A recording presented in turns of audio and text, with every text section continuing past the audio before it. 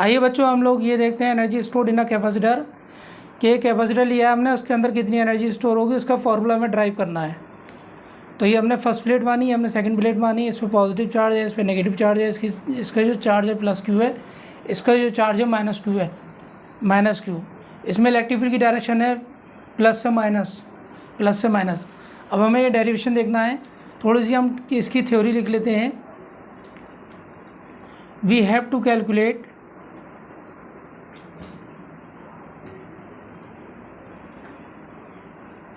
the energy stored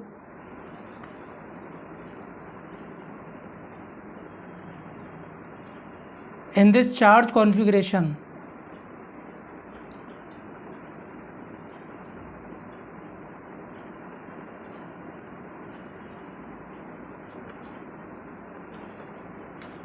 Let us suppose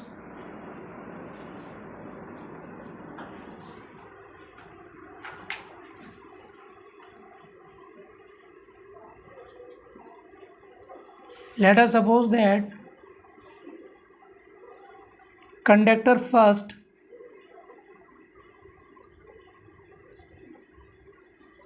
and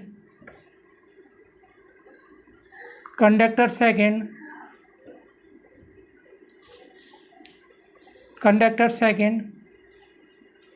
are first and second are initially अनचार्ज। ये बच्चों हमने initially uncharge माना है, ये चार्ज नहीं है, अनचार्ज है, ठीक है। ये हमने इतनी चीज़ लिख ली यहाँ पे। We have to calculate the energy stored in this charge configuration. Let us suppose that conductor first and conductor second are initially uncharge. Initially uncharge माना हमने। अब हमें लिखना है d q. D q is the positive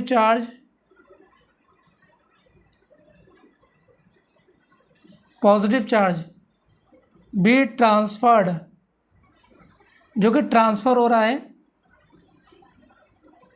B transferred from conductor second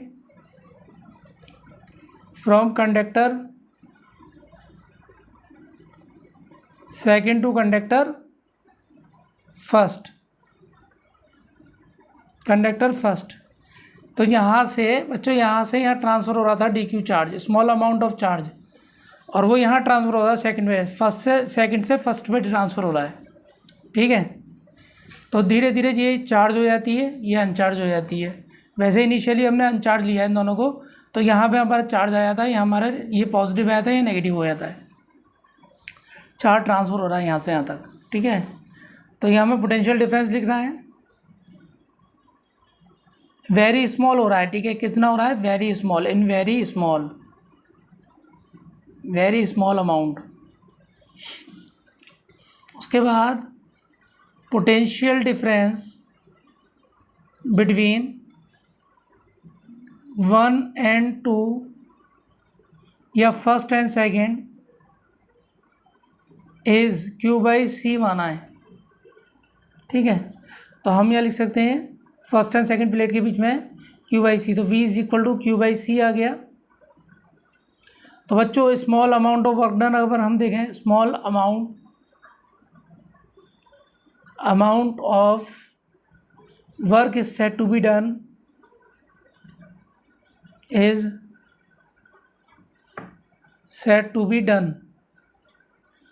work is set to be done, small amount of work is set to be done अगर हम लिखते हैं तो हमारे पास क्या होता है, डी डब्ल्यू is equal to Q by c into d q, ये होता है फार्मूला, ठीक है।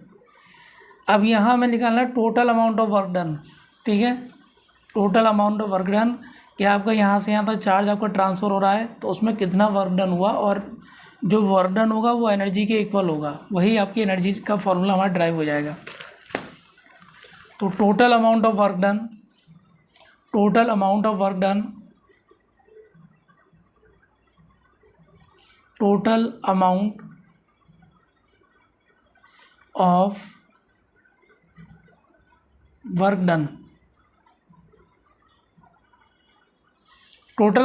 डन के लिए हम जानते हैं मैथमेटिक्स में कि हमें इंटीग्रेशन करना होता है। कहाँ से कहाँ तक कर रहे हैं, 0 से और Q तक ले रहे हैं कि यहाँ पे पहले ये इनिशियली ये यहाँ पे चार्ज नहीं था, ठीक है, तो पहले यहाँ से चार्ज ट्रांसफ़र होता रहा स्मॉल अमाउंट में, धीरे धीरे धीरे यहाँ 0 था, फिर कितना चार्ज हुए हैं, Q हो गया हमने मान लिया, ठीक है। तो यहाँ 0 से Q तक लेंगे हम, इसलिए हमने 0 से Q लिया है। बाकी हमारा जो फॉर्मूला है Q/C और dQ हमें रख देना है, ठीक है। अब हम इसका बच्चों इंटीग्रेशन करेंगे, सिंपल मैथमेटिक्स से, बहुत ईजी है और आप लोग आसानी से जो है एग्ज़ाम में लिख के आ सकते हैं इसको। तो W इज़ इक्वल टू, फिर हमने ये C हमारा कांस्टेंट है तो 1/C बाहर आ गया, और 0 to Q, और Q का इंटीग्रेट करेंगे, और integrate with respect to Q के रेस्पेक्ट में Q का इंटीग्रेट कर रहे हैं। तो हमारे पास सिंपल फार्मूला क्या होता है कि अगर हम x का इंटीग्रेट करते हैं x के रेस्पेक्ट में, उसकी पावर हमने n मानी है, तो जितनी पावर होती है उसमें 1 प्लस हो जाता है, उसी में हम डिनोमिनेटर में टोटल लिख देते हैं जितना होता है, प्लस C, यह आता है हमारा, ठीक है। अब क्या है, यहाँ 1/C और इसका इंटीग्रेट करेंगे सिंपल, तो इंटीग्रेट क्या होगा, इसकी पावर हमने 1 मानी थी तो 1 में 1 प्लस करेंगे तो 2 आ गया, और जितना इंटीग्रेट करते हैं जितनी पावर आ जाती है वही टोटल नीचे लिख देते हैं, और लिमिट लगा देंगे 0 से Q। ये हमारा इंटीग्रेट हो गया, सिंपल इंटीग्रेट है, ठीक है। अब हमारी जो लिमिट अप्लाई करेंगे, ये तो बाहर आ गया 2, तो ये हो गया 2C, और लिमिट जब अप्लाई करेंगे बच्चों तो क्या होता है, अपर लिमिट और माइनस लोअर लिमिट होता है, सिंपल हम जानते हैं। तो अपर लिमिट हमारा Q है, Q, तो Q की जगह कैपिटल Q रख देंगे, Q² माइनस लोअर लिमिट 0 का स्क्वायर, तो हमारा क्या निकल कर आ गया 1/2C, और ये आ गया Q², ठीक है। तो ये एक फार्मूला हमारे पास ड्राइव हो गया, हमने इस तरह से करा, बस यहाँ पे फार्मूला रखा और इंटीग्रेट करा और Q के रेस्पेक्ट में करा, तो Q² जितनी पावर होती है उसमें 1 प्लस कर देते हैं, 1 ऐड कर देते हैं, तो Q/2 लिख दिया, 2 को बाहर ले लिया, 2C हो गया, तो Q² आ गया, ये हमारा 1/2C और Q² आ गया। अब यहाँ हम जो है इसको बच्चों इस तरह से भी ले सकते हैं अलग अलग करके कि W इज़ इक्वल टू 1/2 और ये आ गया Q²/C, और ये जितना वर्क डन है ये हमारा एनर्जी के बराबर होगा, जो energy stored inside the capacitor, तो ये U के बराबर होगा, U को एनर्जी माना हमने, Q²/C, तो U इज़ इक्वल टू 1/2 और Q²/C, ये हमारा निकल कर आ गई एनर्जी का फॉर्मूला, पहला आ गया। इसी तरीके से हम और निकाल सकते हैं, इसी तरीके से हम जानते हैं वी हैव, ये हमारी पोटेंशियल एनर्जी आ गई, ठीक है, इसको हम पोटेंशियल एनर्जी भी कह सकते हैं, potential energy U is equal to 1/2 और Q²/C, ठीक है। एक फार्मूला हमारे पास ये आ गया। दूसरा हम जानते हैं रिलेशन वी हैव, बच्चों वी हैव हम जानते हैं कि Q इज़ इक्वल टू कितना होता है, CV होता है, हम जानते हैं यहाँ से फॉर्मूले से, ठीक है। तो यहाँ पे हम Q की जगह CV रख देंगे बच्चों, तो हमारा निकल के ये आएगा 1/2 और C² V²/C, और C से कैंसिल हो गया, तो यहाँ निकल कर आ गया 1/2 और बच्चों क्या आ गया CV², ये हमारा एक फार्मूला हमारे पास ये आ गया। दूसरा हम इसको और चेंज कर सकते हैं कि हम वी हैव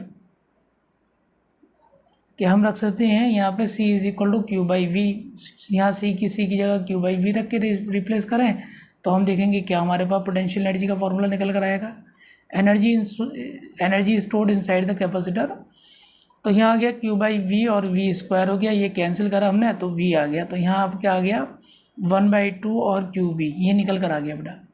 तो ये 3 फॉर्मूले आ गए, तो हमारे फाइनली हमारे जो फॉर्मूले निकल कर आए जो हमने ड्राइव करे, तो 1/2 और एक आया Q²/C, और ये आपका दूसरा फार्मूला निकल के आया 1/2 और CV², तीसरा फार्मूला आया 1/2 और QV, ये हमारे तीनों फार्मूले energy stored inside the capacitor. तो ये हमारे तीनों फार्मूले हमने ड्राइव कर लिए बच्चों, ये इस तरह से हम लिख के आ सकते हैं, ठीक है, ड्राइव करके दिखा सकते हैं, और ये फार्मूले हमें याद करने ये न्यूमेरिकल में भी यूज़ होते हैं, ठीक है। तो ऐसे हमने ये फार्मूले हमने ड्राइव करे हैं, और ये फार्मूले हम न्यूमेरिकल में भी यूज़ कर सकते हैं, ठीक है।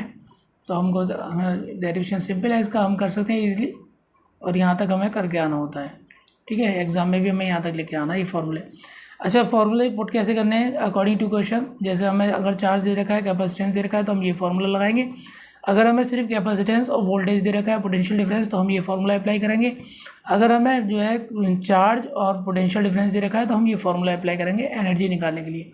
अकॉर्डिंग टू क्वेश्चन हमें जो है फार्मूला अप्लाई करना होता है। तीनों फार्मूले हमें याद करने होते हैं बेटा, ठीक है। तो यहाँ तक हमें डेरिवेशन भी कंप्लीट करके आना है।